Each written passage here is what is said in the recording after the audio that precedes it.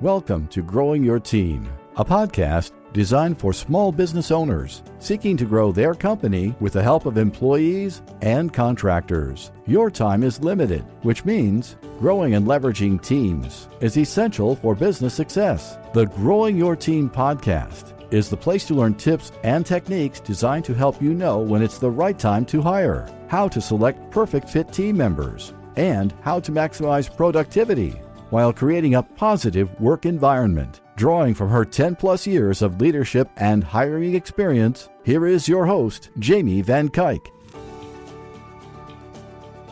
Hello, Jamie Van Kuyk here, and welcome back to the Growing Your Team podcast. Today, I have on guest Danielle Mulvey. Danielle is a former flight attendant turned entrepreneur who has cracked the code on recruiting and retaining what she refers to as 5-star employees. The game-changing, dedicated, hard-working people who make big plays and get real, consistent results. Never one to settle for average, Danielle has scaled her several companies to over $50 million in annual revenue while spending less than 10 hours a week overseeing their operations. Danielle's own team of trusted 5-star employees provides her with the freedom to spend the rest of her work week guiding other entrepreneurs through podcasting, workshops, and community curating. In this episode, Danielle and I are talking all about her 5-star rating system. She is teaching us how to narrow our process down so we only focus on the right candidates. Because who has time to interview and consider candidates that are not a good fit for the position? So not only will you learn how to set up a process that weeds out the bad fit, it teaches you how to identify the right candidates. So that way, the person you bring on is exactly who you need and not just someone that you think could do well, but you connect with on a personal level. You want employees who you are going to be happy with giving your money to, and Danielle is walking us through the process and how to find these team members. So let's jump into the conversation. Hello, Danielle. Thank you so much for joining us on the Growing Your Team podcast. Thanks, Jamie. It's awesome to be here, and let's get going. Yes. Danielle, can you kick us off with telling our listeners a little bit about yourself and your business? Sure. So I started my entrepreneurial journey at the ripe old age of 25 and had an advertising and marketing agency. And my strategy at that time was to hire people that were younger than me since I felt so young. And what was funny about that is that I was lucky for about the first 4 hires, and then I started to run into some trouble. And that's when I realized, wait a minute, I got to figure this out. And so early on in my entrepreneurial career, we're talking like almost 25 years ago now, I really got into what does it take to hire like 5-star employees, the best of the best. And so that is something that I have really just studied and honed in on. And my husband and I have several businesses. We have a construction material supply business. Our eggs are not in one basket. We have a business that processes long-term care claims, but I only have to spend about 10 hours a week overseeing the operations of our businesses because we have amazing rock star 5-star employees. And so that gives me the freedom to do this sort of other thing that I'm working on right now with Mike Michalowicz, the author of Profit First and Clockwork. We're collaborating on his next book, All In. And so we are working with entrepreneurs right now on, how they can recruit, hire, and retain 5-star employees, those employees that, make up your dream team so that you can go on to build other things as an entrepreneur. So that's me in a nutshell right now. Awesome. There's so much in there. First off, I love Profit First. It's an amazing thing. I follow it in my business. And one of the things I love about it, we've talked about it in a few episodes here, is it really gave me the permission that I needed to spend money in my business and giving me the permission to say, hey, I can afford help. Because you always think people think of hiring as this expense and you're like, okay, yes, it's an expense, but your business is making money. You're supposed to have expenses. This is an okay expense when you hire right. Exactly, because you actually, you as an individual can only work so many hours, and you can only charge, if you were charging hourly, so much per hour. But to really grow your business and build your wealth, the only way to profitably scale is with, I mean, let's be honest, 5-star employees, those employees who produce a 3x or a 4x return on payroll. Yes, exactly. And as you mentioned, like with your businesses and all your ventures, you're able to just dedicate a little bit of time per week on the operations because you have that team. And isn't that everyone's dream? I don't know very many people that say, I want to start a business because I feel like working 70 hours a week or even 40 hours a week. A lot of people, especially nowadays, they're like, I want to start a business because I wanted freedom that I didn't have when I was working for corporate. And then most people get in, it's like, well, that freedom, what does it look like? Oh, I can work on the beach and have my laptop with me. That's not really freedom. That's just you working in a different location. And to be able to have a team that you can trust that is going to do things where you can just jump in for the high level things where that CEO needs to be is amazing. And I think we're all striving for that in some regards or another. It might look different for all of us, but we're all striving to something similar. Exactly. Yes. And employees really give you that freedom that's both like freedom of time and financial freedom as well. Yes. You use the term 5-star employee. So let's dive a little bit more into that. Now you mentioned the ones that give you that 3 times return on the payroll, but I'm assuming there's more that goes into what is a 5-star employee versus just that one measurement of financial ROI. So can you explain to us what is a 5-star employee?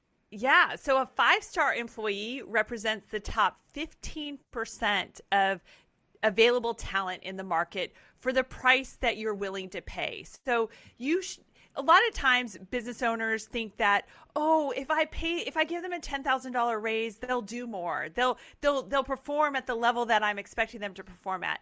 And you know what? Money doesn't change performance necessarily. So, if you're going to pay someone $60,000 to be a social media manager, you can find someone for $60,000, but they're going to run the gamut. You're going to have someone who's like average or ho-hum social media manager for $60,000 a month. But you can also find a 5-star employee social media manager for the same amount of money. So I just want to get that off the plate first. So yeah, the top 15% of available talent represents a 5-star employee. And then there's a 5-star actually rating system for employees. And one of the stars in that rating system is, making sure that they're producing at least a 3x return on payroll. But the first star, the really kind of like the most important star, I would say, in the 5-star rating system is that the employee aligns with your core values. Yes. And it's really your true core values. So oftentimes, when we work with people on this is the first exercise that we typically work with our members on, and they're like, oh, we've got core values. Yeah, our organization has core values and such. And it's like once we take them through the exercise, it's like this. I mean, maybe I'm dating myself, but a V8 moment, where they're like, I get it now. So oftentimes businesses have what they call core values, but they're really like aspirational values. They're not things that are true 100% of the time. And so for small businesses, your core values are, as the owner, the things that are true 100% of the time to you.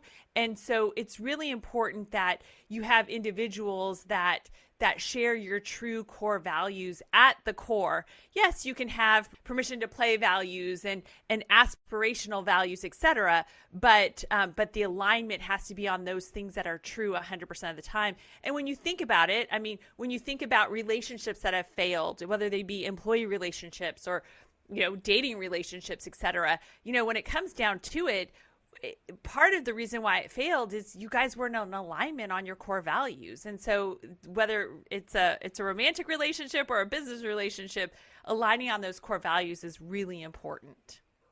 Yes.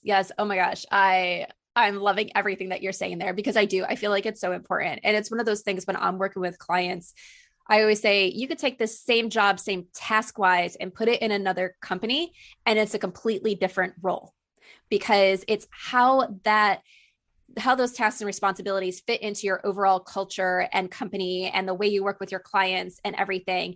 And then how you're going to measure success of that team member is going to be different than how another company measures success of their team member because their values and what matters to them is different. Yes, the tasks are the same, but what matters is different. Oh my gosh, have you read the Rapid Read Guide to hiring 5-star employees? Because that is another one of the stars, is success metrics. And so that's exactly right. The thing is that another way that you're going to rate your employees or candidates is the key responsibilities for the role, the 3 to 5 key responsibilities for the role. What does success look like for you for that responsibility of that candidate or that employee? And you're exactly right, Jamie. My expectation of what success looks like for a social media manager and the key responsibilities I need from them is going to be different than you. But what's important is that when you define what success looks like, the secret is you've got to quantify it. You've got to put a number, a dollar sign to it, because then that really draws the line as to what success looks like. You're either hitting the bar or you're exceeding that bar. So it's really important to quantify those success metrics. Yes, that is super important because I was actually having a conversation with someone today where we're doing a deep dive into their role in particular and making sure it's an effective role. And I asked the question, I was like, how is success measured in your role? And they went through and listed all these great things. And I'm like, that's great, but how do you measure those? And they're just like, well, it's just kind of a feeling. We know if we're doing good in those areas. And I'm like, it has to be more than just a feeling because you can feel that you're doing amazing and it's really subpar work and you're not doing as amazing as you should be in that area. Yeah, one of my favorite things that you see on most job postings is must be an effective communicator. What's an effective communicator? Right. Because it's something different for every role. Are you getting up and doing presentations? Are you, communicating through email or over phone or face to face? They're all different methods and require different skills. Yeah. And so, you've got to, you've got to quantify that success. So, if you're an effective communicator and your job is mostly like communicating people with emails and such, then if you're really an effective communicator, then you've got to quantify that you're getting a, 20% response rate within 24 hours of your outbound emails.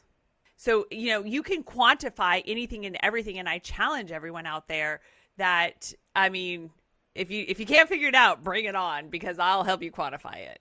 Right. Yeah. I think it's one of those things that sometimes it's harder. So you don't do it because it's hard, but it is possible. And I think sometimes people get into the thing that's stuck because they think revenue and they're like, well, how do I quantify this with revenue? Because it's not a direct revenue generating position. It's like, well, there's other things that matter that impact that revenue. Exactly. For sure. Yeah. Every position should have a 3x return on their payroll. And so every position is important to the cog in the wheels that are running your business that, produces that revenue. Even the collections department. They're important. They keep you in business by being on top of AR. Yes, exactly. Yeah, so you mentioned, I think now we did 3 of the 5 stars. What are the other 2?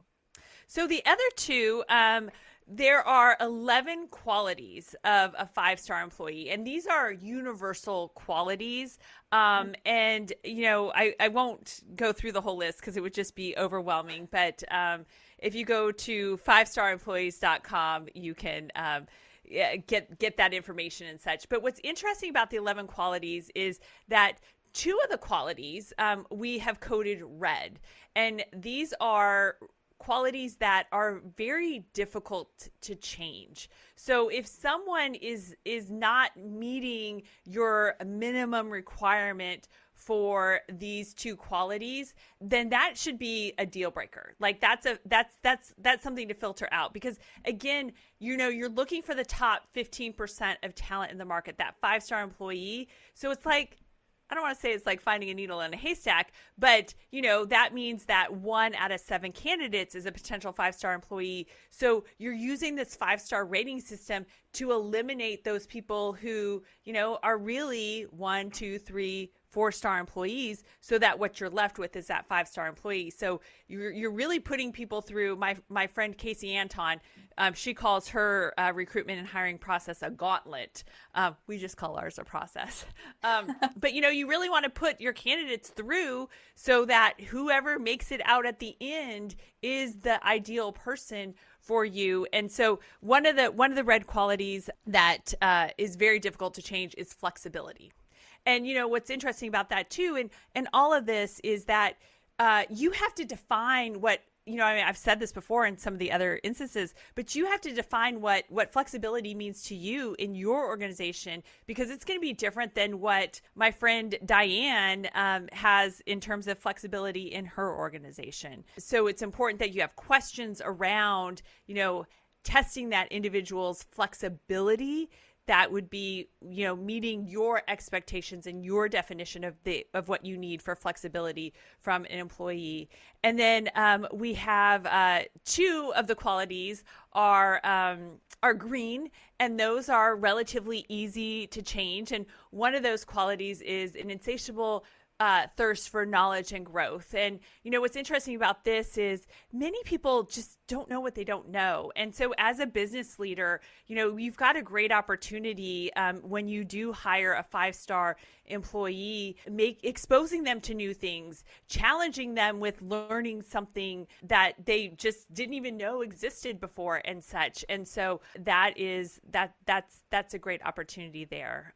So it wouldn't be a deal breaker if someone, has kind of like a so-so insatiable thirst for knowledge and growth, because that's something that you could coach them on and they could improve upon that. Yes, I love that. That's one thing that I do a lot of times with my clients is we figure out what is the must-have and what is the nice-to-have things that they're looking for. And the things that you have mentioned, I think kind of a lot of times fall into some of those buckets of like, hey, what are we looking for? What is important? And even when they say this is important about us and our culture, it's like, well, what exactly does this mean? What is something that person's really going to fit in versus something that you can grow them with and coach them on throughout their time that they're there. Because especially when you're talking about small businesses, you don't want to throw someone into something where it's going to make them feel uncomfortable. So it's like knowing what's important to you from day one. Yeah. And, you've got to stay firm on those must-haves. If the candidate doesn't have those must-haves, then that candidate should not be offered a job. Right. And I found it very interesting as you're talking about like the hiring process and narrowing it down to this 5-star team member. There's clients of mine that are so used to kind of like old school methods that don't really work, that really rely on luck versus looking for the right person. And they're used to coming to the end of the process and having multiple candidates that they're deciding between, and none of them being 100%, but they're like, let me compare them and choose what's the best of this group that I have there. And then a lot of times when I work with clients, sometimes we only end up with one candidate at the end of that process. And they're like, but there's only one candidate there. I need to see more people before I make a decision, more people that I would consider hiring. And I'm like, no. We just developed a process that weeded all those other people out that you would normally get to the end of your process. I was like, if this person is meeting everything and we've proved that they are your top candidate out there and they match what you're looking for, let's not waste our time bringing other people in to prove that. Like our process is to make it so there's one or possibly just a few at that end step for you to make your decision with, because we got rid of everybody else. Absolutely. I mean, that is exactly what you need to do. You need to have a process that you are filtering out and eliminating the candidates. So you've got 1, maybe 2 candidates standing at the end, but exactly that. You are not wasting your time on the 1, 2, and 3-star candidates. We use in our system, people apply online and we outline our application or hiring process in the job posting.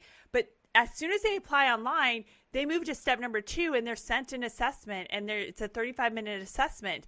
And like it is step number 2. It's outlined in the job posting. And then below that, where you see that, it says apply here. So it's like you can't miss, like our process.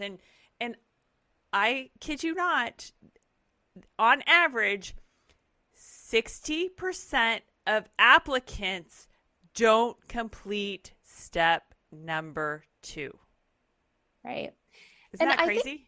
I think it's crazy, but I also think, and I was actually reading an article on it about this just this morning, is the job boards want to make it so easy for candidates to apply that it's actually confusing for candidates. Because I was talking to one of my employees and she was like, it's so hard to miss everything because the job board, when you're on the candidate side, it's like they're almost flashing the apply here buttons. And you're like, wait, I don't want you to follow that. I want you to follow these directions. Why aren't you reading my directions? And the job boards are just like, it's easy for you to apply for 20 jobs in 15 minutes. And I'm like, oh my God, read the damn job posting. Like, read it. Why are you applying to a job? You don't read the job posting. Right. But that's okay because, again, like 1 out of 7 candidates is a potential 5-star employee. You're looking for the top 15% of available talent in the marketplace. So the things that people can do to eliminate themselves, okay, fine. Let them go work for your competitors. Go ahead. So yeah, it's so funny. And I completely agree with you that, do not opt in for those easy to apply, options or buttons that you think that'll help us get more candidates. It's just going to attract the wrong kind of more candidates, more of the wrong kind of candidates. Right. Right. And I want to circle back to something that you mentioned earlier about kind of pay. And if I pay an employee more, they will do better work and stuff like that. And I know there's a lot of discussion out there right now how a lot of employees in certain industries and certain positions and certain companies are severely underpaid. And obviously that's not something that I support. I think if you're going to have an employee, you need to give them a fair wage for the work. And you shouldn't be seeing what's the cheapest I can get someone to do this work. No, you should be paying for the work that's getting done, the work that needs to get done with your company. But I do love that you can't just throw money at it. Like, money is not a motivator for people to do well. It's kind of like a short-term incentive. Right now, and I want to get your opinion about this, is I have a lot of clients that say, well, what about hiring bonuses and stuff like that, where it's like, okay, we'll give you $2,000 when you accept the job, or whatever. And I always tell my clients, I was like, oh, let's not do that. Because then what my opinion is, people are being incentivized by that dollar. They're willing to say yes to your job because of the dollar and not because it's necessarily the right job for them, which means they're more likely to be the people that say, hey, 6 months in, this other company is giving me a signing bonus. I'm going to go over there, because that's all that motivates them is the dollar and not actually anything about the job itself.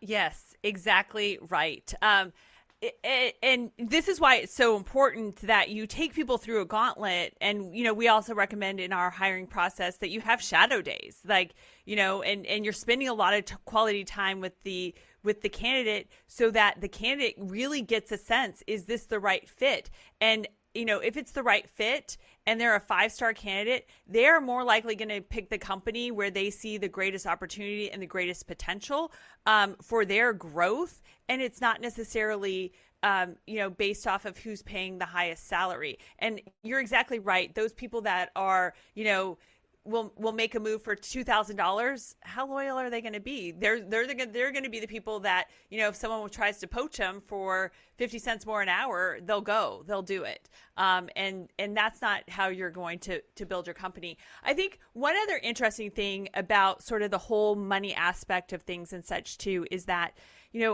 a 5-star employee does the work of 2 or 3 1, 2, and 3-star employees. So, you're much more efficient with your payroll when you have a 5-star employee. And that allows you to, again, profitably scale, instead of having to pay 2 or 3 people to do the job that one person can do for the same price. Again, it's about, you don't pay a 5-star employee $20,000 more than you would pay, the 3-star candidate that you hopefully don't hire. Right. Right. I find that so interesting. I was actually talking to someone once again just this morning, and we were talking about their assistant, and they're pretty much saying in the conversation that their assistant is not worth what they're paying. And I'm like, then why are they still on your team? Why are you giving someone money if they're not worth the money that you're giving them because they're not performing to the standards that are needed for that position? Like, Yeah. So the mascot for our company, he's over there. Sorry, he's not in my background here, but is Albert Einstein, because of his definition of doing the same thing over and over and expecting different results is the definition of insanity. So, if things are not working out, then fix it. Like, don't keep doing the same thing. And, success leaves clues. And if you really kind of go all in on your recruitment and hiring, and you spend some quality time really figuring out what you want, and you're not just Googling questions because you got an interview in 30 minutes. yes, don't Google questions like that. I got an email the other day from American Express Business saying, here are 10 killer interview questions. And I sent that to my social media team to just trash it, because it's like that. Everyone's asking the same questions. Like, you can't, that's going to tell you nothing. Right. If you can Google these questions, so can your candidates. And so, it's really important that, you have a genuine dialogue with them, a genuine conversation, and they really get to know you. But you know what? I hate to hijack this conversation, but can I finish the last star? So the last star, so we had the 11 qualities we just talked about, but the last one is aptitudes and skills for the role. So there's over 30 aptitudes and skills. And so in these, you decide what is really important to your organization and to the role. And then you design questions around those, being able to assess the candidate on the specific aptitudes and the specific skills. I can't tell you how many businesses, the majority of businesses, the significant majority of businesses do not test the skills of the employees. It's like this is something I have just always, maybe because before I became a mother, I was an employer. And, what matters, saying it or doing it? So these candidates will tell you what you want to hear.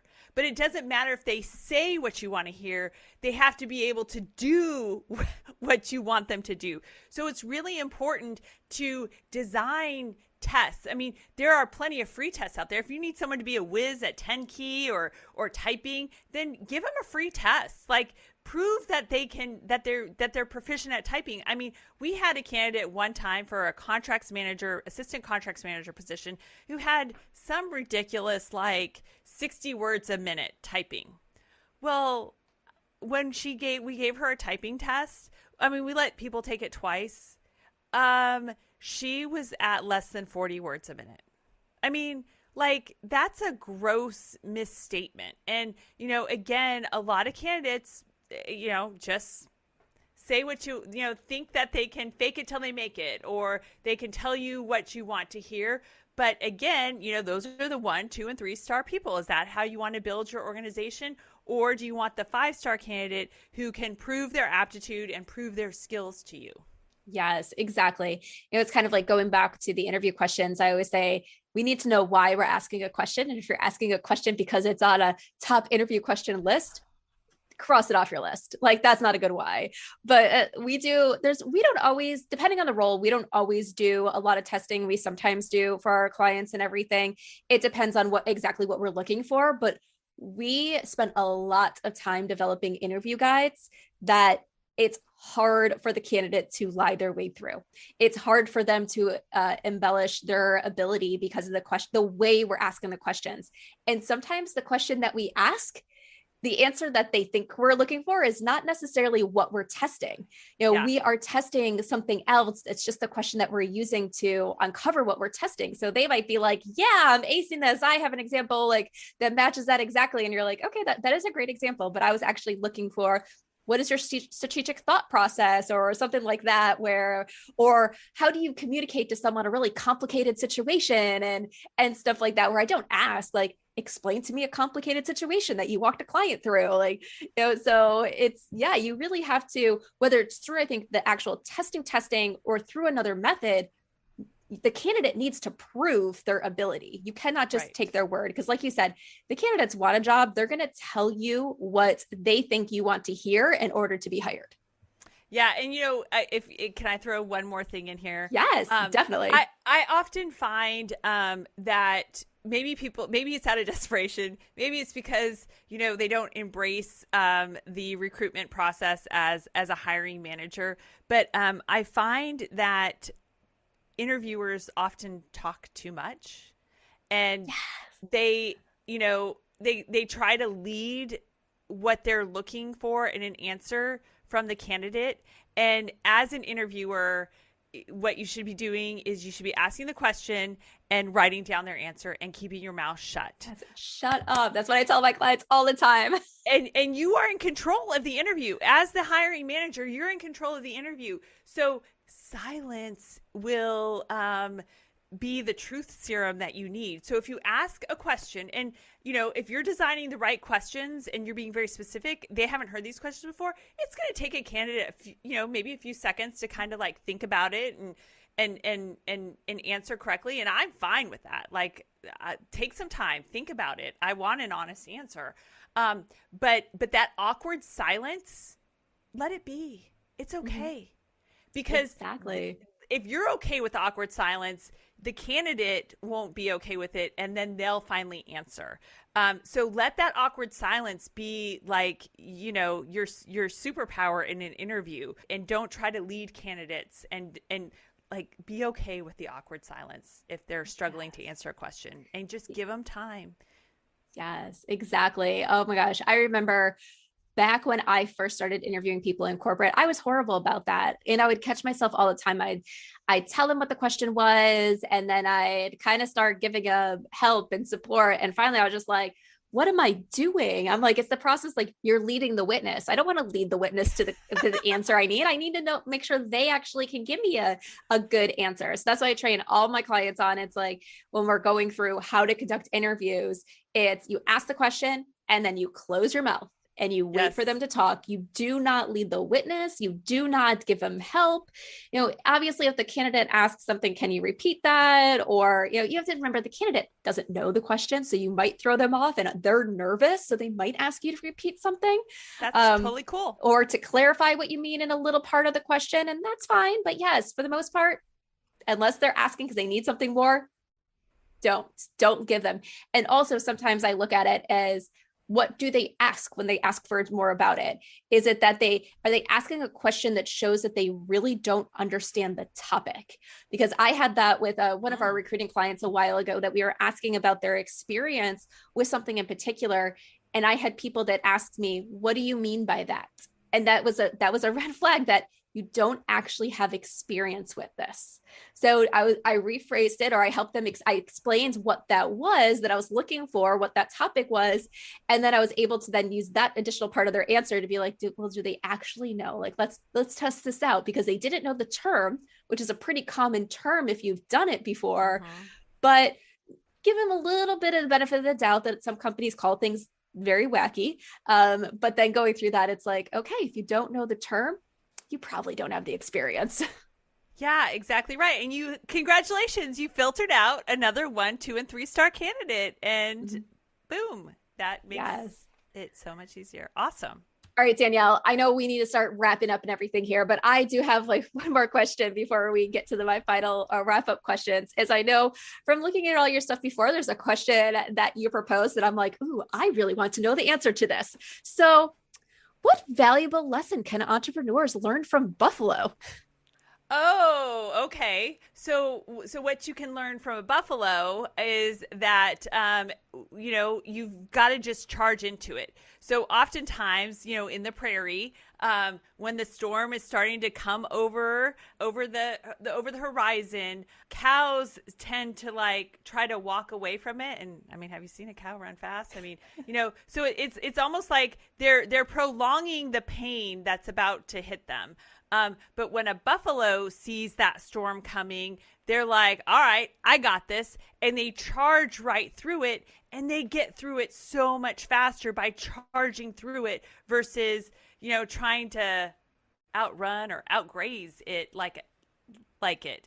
And so, as a business owner, you've got to go all in on your hiring. And if you go all in on your hiring, if you charge into this, if you put a little bit of time in preparing thoughtful interview questions, really thinking about what you need for the role, and not just copying and pasting what everyone else is doing when they're hiring the same role and position, then you will get that 5-star candidate attracted to you, and you will get to hire an employee who is your dream employee, who will act like an owner and probably do the job hopefully better than you could. Right. Exactly. And if you're overwhelmed with coming up with the interview questions, there's people out there that can help you with that. So don't be afraid to use your resources and get help so you can ask the right questions and have the right hiring process. Right. And exactly, like what you do is collaborating on interview guides. I mean, all of us are smarter than one of us. So I definitely also advocate like collaborating with someone like Jamie and really, putting a thoughtful time and effort into crafting those interview guides. Yes, they are super important. And it's where when we're creating hiring strategies, the interview guides is where we spend the most time. And it drives me crazy because a lot of people, as you mentioned, just walk into an interview and they wing it, or they go to Google and come up with questions and they're like, oh, this is so simple. 30 seconds, I got all my questions. And we really spend so much time there when we're working with clients. It is that important, and you really need to put a lot of effort into it. And if you don't have the time and patience to put the effort into it, find someone who will help you do it. Yeah, exactly. Be a buffalo about it. Just charge into it and get it done. But yeah, that's exactly it. Because, for our roles, I mean, I just print out like a stack of interview guides depending upon the role, and they're on a shelf. And when it's time to interview a candidate for a role, I grab that interview guide. Like, it's good to go. Like, I'm already ready. Like, bring it on. Those interview guides are just, I mean, that's one of the big make or breaks, for sure, to getting the right candidate and filtering out the average and ho-hum candidates. Yes, exactly. All right, Danielle, we need to start wrapping up. So tell everybody how they can get in touch with you. Sure. So, I'd love to connect with you on LinkedIn. So I'm just Danielle Mulvey, M-U-L, V as in Victor, E-Y on LinkedIn. And if you want a little bit more understanding about the 5-star employee rating system, then just go to 5staremployees.com. And that's just the number 5, staremployees.com. All right. And of course, all those links and everything will be in the show notes. All right, Danielle, last question that I love to ask everybody. We've all had leaders or managers that have stood out to us, whether in our personal or professional lives. So think of a leader or manager that stood out to you and share with us one thing about them. So I am going to, I've been so fortunate, and having great leaders and managers. But I've also had some that were not so great that also proved to be great lessons there. But, I think back to when I worked one summer for the vice chancellor for finance at Vanderbilt University. And she, I was just in awe of her. But she really took the time every Friday to come out of her office and sit with me in my cubicle and touch base and do a little bit of a one-on-one and really just kind of, provide an opportunity to listen and to provide guidance. And our relationship continued on. We would get together for dinner. Even after I graduated, I was still in Nashville and set. And that is something that I've always just tried to take into my business as well, is taking the time, going to my employees, sitting with them. Now some of them are on Zoom, so it's scheduling that Zoom. But just taking that time for that one-on-one is so critical, and just that connection. It doesn't have to be 30 minutes. It should happen more than once a quarter. Right. Exactly. Yeah, that time it's important to spend the time with each one of your employees. I know when I was an early manager, I overlooked it. And then after coming back from one of my maternity leaves, I'm like, all right, this is important. I'm going to do it. I'm going to dedicate the time. And the connection I had with my team grew exponentially from that point in time. It really makes a difference. Mm-hmm. Yeah. All right, Danielle, thank you so much for joining us today on the Growing Your Team podcast. Thank you. Have a great day. And that wraps up this episode of the Growing Your Team podcast. Did you enjoy this episode? If so, and you have not done so yet, please subscribe to the Growing Your Team podcast so you can stay up to date on all the latest episodes and hear all the greatest tips from our guest experts on how you can grow your team so you can scale your business. And if you haven't done so yet, please consider leaving us a review. I would love to hear what you think of the podcast, and your review will help other people decide if this is the right podcast for them. So once again, thank you for listening, and be sure to subscribe and leave us a review. Thank you for joining us for this episode of Growing Your Team with your host, Jamie Van Kuyk. Be sure to subscribe and head on over to growingyourteam.com to connect, access the show notes, and discover more ways to hire and leverage your perfect fit team.